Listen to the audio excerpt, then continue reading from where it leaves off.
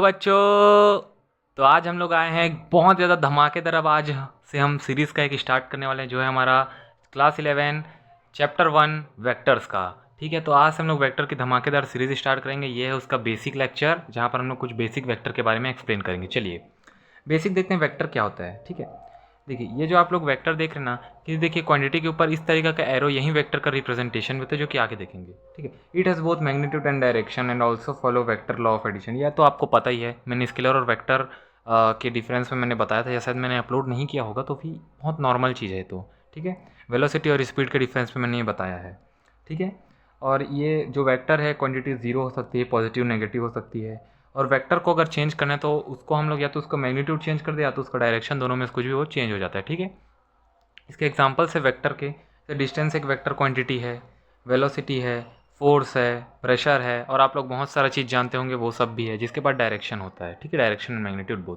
अब बेटा यहाँ पर सबसे ज़्यादा एक इंपॉर्टेंट पॉइंट आता है, वो है ऑल वेक्टर हैव डायरेक्शन। ठीक है, but all direction consist physical quantity aren't vector. मतलब जितने भी वेक्टर होंगे, जितने भी वेक्टर हैं इस वर्ल्ड में, उनके हर के पास डायरेक्शन और मैग्नीट्यूड तो होगा ही होगा, लेकिन जितने भी फिजिकल क्वांटिटी है अगर उन लोग के पास डायरेक्शन, इसका मतलब ये नहीं कि वो वेक्टर हैं। जैसे कि सपोज फोर्स फोर्स फोर्स जैसे कि अभी हमने देखा कि फोर्स एक वेक्टर क्वांटिटी है। क्यों? क्योंकि उसके पास डायरेक्शन है। ठीक है, लेकिन प्रेशर प्रेशर भी है। लेकिन क्या करंट, जो करंट होता है, जिसको हम एम्पियर से शो करते हैं, इसके पास भी डायरेक्शन होता है, बट एक ये वेक्टर क्वांटिटी नहीं है। यही मैं बताना चाहता हूँ। जैसे एग्जांपल, जैसे कि ये ऐसे और ऐसे, जैसे कि इधर से मैं 2 एम्पियर करंट दिया, इधर से मैं 3 एम्पियर करंट दिया, तो ये कुल मिला के 5 एम्पियर ही आएगा ये एम्पियर। ठीक है, तो इस पॉइंट को बिल्कुल आप लोग एकदम याद कर लीजिए। ठीक है, अब देखते हैं आखिरी representation of vector and graphical, उसका मेथड। ग्राफिकल और नॉर्मल मेथड से हम वेक्टर्स का रिप्रेजेंटेशन कैसे करते हैं, आओ। तो देखो, वेक्टर को लिखने का फॉर्मूला होता है ये, ए कोई भी एक वेरिएबल, उसके ऊपर ये वाला अगर आप ऐसे एरो लगा देंगे तो ये एक वेक्टर क्वांटिटी होता है। देखिए वेक्टर किसके किसके ऊपर डिपेंड करते हैं, मैग्नीट्यूड और उसके डायरेक्शन। तो यहाँ पर जो दो लाइन के बीच जो ए लिखा हूँ ये इसका मैग्नीट्यूड बताएगा, और जो ए के ऊपर जो मैं ऐसे एरो बनाऊँ ये इसका डायरेक्शन बताएगा। ठीक है, यहाँ देखते हैं इस दो लाइन को कहते हैं मॉड्यूलस, इसको मॉड देते हैं, मॉड बोलते हैं। गिव मैग्नीट्यूड इन वेक्टर, ये मैग्नीट्यूड देता है। और इस मॉड की सबसे खास बात यह है कि इसके अंदर आप कोई भी वैल्यू डालो, पॉजिटिव हो नेगेटिव हो, वो आउटपुट पॉजिटिव ही देता है। ठीक है, सपोज इसके अंदर मॉड -2 लिखा तो आउटपुट बाहर 2 आएगा। ठीक है, ये हो गया। और जो ऊपर में ये जो एरो है ना, इसको कैप बोलते हैं, कैप टोपी। गिव डायरेक्शन इन वेक्टर, ये वेक्टर देता है, जिसको हम लोग इसको यूनिट वेक्टर भी कहते हैं, जो कि आगे हम लोग टाइप्स ऑफ वेक्टर में पढ़ेंगे। ठीक है, और इसको ए कैप को यूनिट वेक्टर कहा जाता है, जिसका मैग्नीट्यूड 1 होता है और इसका डजंट एनी यूनिट, और इसका कोई और मतलब कोई यूनिट नहीं होता। यूनिट एनी कहने का तो इसका सिर्फ 1 होता है, और इसका एक कोई पर्टिकुलर डायरेक्शन नहीं होता, ये किसी भी डायरेक्शन में हो सकता है। ठीक है, ये समझ आ गया। अब इसके बाद है ये ग्राफिकल मेथड है।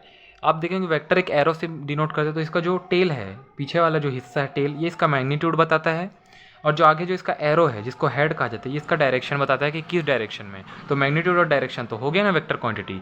अब आगे हम इसके टाइप्स ऑफ वेक्टर देखते हैं। ठीक है, ठीक है बेटा, तो अब टाइप्स ऑफ वेक्टर में देते हैं। टाइप्स ऑफ वेक्टर से ज़्यादा क्वेश्चन नहीं पूछे जाते, but MCQ fill in the blanks true false में थोड़ा बहुत पूछ सकता है, तो पता होना चाहिए। कितने टाइप के वेक्टर होते हैं। पहला होता है इक्वल वेक्टर। इक्वल वेक्टर मतलब जिसका मैग्नीट्यूड, डायरेक्शन और नेचर या फिर उसका यूनिट, ये तीन चीज़ें आपको हर एक वेक्टर में देखना है। ठीक है, इक्वल वेक्टर उसे कहते हैं जिसका मैग्नीट्यूड सेम हो, ठीक है, जिसके डायरेक्शन भी सेम हो, कोई पर्टिकुलर डायरेक्शन, और उसका नेचर या फिर उसका जो यूनिट है, मीटर, न्यूटन, एम्पियर, ये भी सेम हो। जैसे कि यहाँ पर मैंने दो वेक्टर्स बनाए हैं। ठीक है, इन दोनों का देखिए डायरेक्शन सेम है, एक ही इस तरफ से डायरेक्शन में लोग जा रहे हैं। देखिए इन दोनों का मैग्नीट्यूड भी सेम। देखिए ये 5 सेंटीमीटर है तो ये भी 5 सेंटीमीटर, और दोनों का यूनिट यानी कि बोल सकते हैं सेंटीमीटर, या फिर इनके ऊपर जो लगने वाली फोर्स है उनकी भी यूनिट क्या है, सेम है। ठीक है, अब अगला देखेंगे हम लोग नेगेटिव वेक्टर। नेगेटिव वेक्टर क्या होता है। नेगेटिव वेक्टर उन्हें कहते हैं जिसका मैग्नीट्यूड सेम हो बट डायरेक्शन और जो यूनिट है वो डिफरेंट हो। मैग्नीट्यूड सेम हो, जैसे कि देखिए इसका आप देख सकते हैं, इन दोनों का मैग्नीट्यूड है 5 मीटर 5 मीटर है। ठीक है, 5 मीटर 5 मीटर दोनों का मैग्नीट्यूड है, बट ये इस डायरेक्शन में है इस तरफ, और ये इस डायरेक्शन में नीचे वाला बी वेक्टर। ठीक है, और देखिए इनका यूनिट भी अलग है, कैसे 5 न्यूटन हो गया या 5 मीटर पर सेकेंड। यहाँ पर किलोमीटर नहीं, यहाँ पर किलोमीटर लिखना चाहिए। ठीक है, मुझे तो ज़्यादा बेटर रहेगा। ठीक है, ठीक है बेटा, तो अब हम लोग देखेंगे पैरेलल और एंटी पैरेलल वेक्टर्स। ठीक है, अलग अलग मैंने दिया, इधर पैरेलल वेक्टर का, इधर एंटी पैरेलल वेक्टर का। ठीक है, पैरेलल वेक्टर्स में क्या होता है, मैग्नीट्यूड डिफरेंट हो सकता है, सेम भी हो सकता है, ठीक है, दोनों हो सकता है। डायरेक्शन सेम ही रहेगा, एक इक्वल डायरेक्शन में, और नेचर या उसका जो यूनिट है वो सेम या डिफरेंट दोनों हो सकते हैं। जैसे कि एग्जांपल में मैंने नीचे दिया भी है, जैसे कि यहाँ पर दो वेक्टर हैं, यहाँ पर देखिए इन दोनों का मैग्नीट्यूड अलग अलग है। ये 60 सेंटीमीटर तो ये 20 मीटर है। देखिए यूनिट अलग अलग हुआ, और देखिए इन लोग का देखिए डायरेक्शन एकदम सेम है, और देखिए यूनिट भी इनका अलग हो गया, यहाँ पर सेंटीमीटर, यहाँ पर मीटर है, न्यूटन है, यहाँ पर किलोमीटर पर हावर है, इस तरीके से। ठीक है, अब देखते हैं एंटी पैरेलल। एंटी पैरेलल में क्या होगा, जो मैग्नीट्यूड है वो डिफरेंट सेम दोनों हो सकता है, इसी की तरह जो डायरेक्शन है वो अपोजिट रहेगा, यानी कि डायरेक्शन सेम नहीं रहेगा, और जो नेचर है वो सेम या डिफरेंट दोनों हो सकते हैं। जैसे कि ये एग्जाम्पल भी है, यहाँ पर देखिए ये वेक्टर देखिए दोनों की मैग्नीट्यूड अलग है, 60 सेंटीमीटर तो ये 12 मीटर, देखिए यूनिट भी अलग होगी।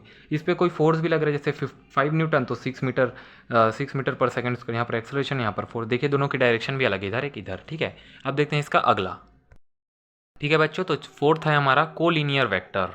ठीक है, कोलिनियर वेक्टर उन्हें कहते हैं जो कि सेम लाइन पे हो, और पैरेलल और एंटी पैरेलल, ठीक है, इनको सेम ही बोल सकते हैं। मतलब एक तरीके से देखिए जो सिर्फ देखिए दो सेम लाइन में होते हैं, देखिए जो वेक्टर्स एक ही लाइन में बनाए जाते हैं, और इनका तीनों हैं वो सेम या डिफरेंट हो सकता है, चाहे मैग्नीट्यूड, डायरेक्शन या नेचर, तीनों या तो सेम भी हो सकते हैं या डिफरेंट भी हो सकते हैं, उससे फ़र्क नहीं पड़ता। ठीक है, देखिए जैसे कि यहाँ पर इन लोग का डायरेक्शन सेम है, इस वाले में डायरेक्शन अपोजिट है। ठीक है, कई लोग का मैग्नीट्यूड ज़्यादा है, मैग्नीट्यूड कम, इनको अगर आप इन लोग का लेना चाहें, यूनिट लेना चाहें तो वो भी आप ले सकते हैं, वो भी इनका डिफरेंट होगा। ठीक है, चलिए अब नेक्स्ट देखते हैं कोप्लेनर। ये सबसे मस्त वेक्टर है। 3 और more vectors are coplanar vector if they lie on same plane. देखिए कोप्लेनर वो होते हैं जो कि एक ही प्लेन में लाई करें। एक ही प्लेन में लाई करें कहने का मतलब है, जैसे कि ये एक वेक्टर हो गया और ये एक वेक्टर इधर जा रहा है, तो कोई एक जैसे प्लेन, जैसे कि ये कॉपी प्लेन, तो देखिए ये एक ही प्लेन में आ रहे हैं, मैं ऐसे बना दूँ तो एक ही प्लेन में आ रहे हैं, ऐसे बना दूँ एक ही प्लेन में आ रहे हैं। लेकिन यहीं पर अगर 3 वेक्टर हो गए, जैसे कि कुछ इस तरीके से, एक ऐसे सामने भी नहीं कर रहा है, कुछ इस तरीके से, तो ये 3 प्लेन में लाई नहीं करेंगे। मतलब जरूरी नहीं है कि हर बार लाई करें, ऐसे कर दूँ 3 वेक्टर तो लाई कर लेंगे, लेकिन ऐसे करूँ तो लाई नहीं करेंगे। यही है कोप्लेनर वेक्टर। ठीक है, इसके बाद देखते हैं एक्सियल वेक्टर। एक्सियल वेक्टर उन्हें कहते हैं जो कि एक्सिस ऑफ रोटेशन पर पता चले। जैसे कि ये एक हमारे पास एक ऐसे बोर्ड है, उसके ऊपर एक स्फेरिकल एक सरफेस कुछ रखा है, जहाँ पर एक स्क्वायर ये है। ठीक है, जैसे एक्सिस ऑफ रोटेशन हो गया, और ये एक्सियल वेक्टर, मतलब किसी भी चीज़ का, जैसे कि आपने बहुत बहुत नाम सुना होगा, एंगुलर मोमेंटम और एंगुलर बहुत सारा सुना होगा, वेलोसिटी, एंगुलर डिस्प्लेसमेंट, ये सब एक्सियल वेक्टर के अंदर था, जो कि मतलब एक्सिस ऑफ रोटेशन, यानी कि इस पर वो लोग अप्लाई होते हैं। इसको आगे चल के अलग अलग से जब सर्कुलर मोशन का जब चैप्टर पढ़ेंगे ना, वहाँ डिटेल में पढ़ेंगे। ठीक है बच्चों, तो यहाँ सबसे इंपॉर्टेंट वेक्टर्स जो हमारे जो 3 वेक्टर हैं वो स्टार्ट होते हैं, जो कि है पोजीशन वेक्टर, डिस्प्लेसमेंट और यूनिट वेक्टर। ठीक है, सबसे पहला आता है पोजीशन वेक्टर। पोजीशन वेक्टर नाम से पता चला है किसी भी वेक्टर्स का क्या बताएगा, पोजीशन।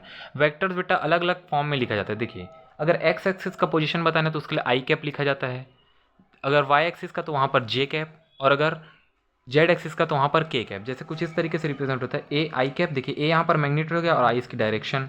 ठीक है, plus B magnitude, J Y का डायरेक्शन, प्लस सी मैग्नीट्यूड और के जेड का डायरेक्शन। ठीक है, if position isn't given then position is 1। और अगर पोजीशन अगर नहीं दिया है, ठीक है, तो बाय द वे तो सारे वेक्टर्स का पोजीशन क्या है, 1 1 1 रहेगा। इफ़ पोजीशन रेस्ट में भी नहीं बोला है तब। ठीक है, और इसी को बेटा हम लोग कार्टेशियन फॉर्म बोलते हैं। ये जो आप देख रहे हैं ना, आई कैप, जे कैप, के कैप, इसको कार्टेशियन फॉर्म देखते हैं, जो कि आगे जब एडिशन और सब्सट्रैक्शन पढ़ेंगे ना वेक्टर का, तो कार्टेशियन फॉर्म में भी एडिशन सब्सट्रैक्शन पढ़ेंगे। ठीक है, और ओके यहाँ तक हो गया। और यहाँ पर मैंने लिखा भी है कि पॉजिटिव के लिए आई कैप, पॉजिटिव वाई के लिए जे कैप, पॉजिटिव जेड के लिए के कैप, और अगर नेगेटिव में तो इसके आगे भी नेगेटिव लग जाएगा। ठीक है, अब मैग्नीट्यूड आपने सुना होगा। मैग्नीट्यूड जैसे कि नॉर्मल तो आपको मैग्नीट्यूड नॉर्मल, अगर कार्टेशियन फॉर्म में अगर आपको मैग्नीट्यूड निकालना है तो क्या करेंगे, इसका मैग्नीट्यूड, इसका मैग्नीट्यूड, इसका मैग्नीट्यूड, या फिर बोल सकते हैं एक तरीके से वैल्यू। इन सब को हमने एक फार्मूला बनाया है जिसे डिस्टेंस फार्मूला से एक निकला है। ठीक है, √a² + b² + c², जो कि इनकी ए बी सी वेक्टर्स की वैल्यू है। ठीक है, give magnitude of resultant vector. ये रिजल्टेंट यानी कि जो आंसर जो वेक्टर आता है उसका। ठीक है, यहाँ पर आप लोग निकाल सकते हैं। आगे इसके मस्त मस्त न्यूमेरिक भी करेंगे, टेंशन ना लो। ठीक है, फिर आता है डिस्प्लेसमेंट वेक्टर। ठीक है, कि कितना डिस्प्लेसमेंट हुआ। डिस्प्लेसमेंट वेक्टर जैसे कि मान के चलिए इनिशियली मेरा जो पोजीशन था वो यहाँ था। ठीक है, यहाँ पर इस टाइम पे जो कि देखिए इसका पोजीशन दिया है, और उसके बाद सडनली जो मेरा कोई पार्टिकल है वो यहाँ से यहाँ आ गया, तो कितना डिस्प्लेसमेंट हुआ है। तो डिस्प्लेसमेंट होने का क्या है, ऐसे कि पहले मेरे पास 10 रुपये थे, अब मेरे पास 5 रुपये हैं, तो बताइए मेरा कितना रुपये इसका डिस्प्लेसमेंट हुआ, 5 रुपये का। कैसे निकाले, माइनस करके, सिंपली कार्टेशियन फॉर्म में एड सब्ट्रैक्शन करना भी बहुत आसान है। जैसे कि यहाँ पर ठीक है, क्या करेंगे, आई कैप लिखे A2 माइनस A1, जे कैप में B2 माइनस B1 और के कैप में C2 माइनस C1। यहाँ पर इसका डिस्प्लेसमेंट वेक्टर हम यहाँ से निकाल सकते हैं। ठीक है, अब आगे देखते हैं सबसे इंपॉर्टेंट जो कि आप लोग का यूनिट वेक्टर। यूनिट वेक्टर का जो मैग्नीट्यूड होता है वो 1 यूनिट होता है और इसको रिप्रेजेंट ए कैप से किया जाता है। ठीक है, डायरेक्शन इसकी कुछ भी हो सकती है, एक्स हो सकती है, minus X, Y, minus Y, Z या माइनस जेड। इसका भी एक फॉर्मूला होता है, A cap is equal to vector A upon mod A. यहीं देखिए, यहीं है। अगर मैं बोलूँ A vector is equal to mod A cap, अगर इसको इधर भेजेंगे तो देखिए ये ए यहाँ पर अपॉन में चला जाएगा ए, और यहाँ पर ए वेक्टर, तो देखिए उसी से बस इसका फॉर्मूला निकला है। ठीक है, और कुछ नहीं है। ठीक, अब बेटा यहाँ पर जो सबसे, यहाँ पर मैं इस वीडियो को एंड करने से पहले एक छोटा सा और इम्पॉर्टेंट चीज़ मैं आप लोग को बताना चाहूँगा, जो कि है दो सबसे बेस्ट ट्रायंगल जो कि बहुत यूज़ होंगे। देखिए ये दोनों ट्रायंगल्स को बिल्कुल याद कर लीजिए, 37 डिग्री और 53 डिग्री वाले ट्रायंगल को। कहीं पर भी अगर 37 डिग्री बन रहा है तो उसके जस्ट सीधे में 3 बनता है, 3 उसका वैल्यू 3 रहता है, मतलब सॉरी परपेंडिकुलर 3 रहता है, हॉरिजॉन्टल 5 रहता है और बेस उसका 4। सिमिलरली अगर कोई 53 डिग्री बन रहा है तो उसका परपेंडिकुलर रहेगा 4, हॉरिजॉन्टल 5 और बेस 3। ये बिल्कुल याद रख लीजिए, ये बहुत ज़्यादा मतलब यूज़ होने वाले ट्रायंगल्स है 37 डिग्री और 53 डिग्री के।